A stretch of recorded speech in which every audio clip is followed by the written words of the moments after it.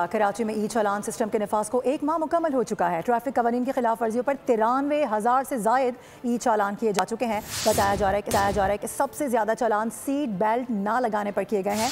Dumper, trailer और water tankers में से निज ट्रैक्टर की मद से तेज रफ्तारी पर 1100 से जायद चालान हुए हैं।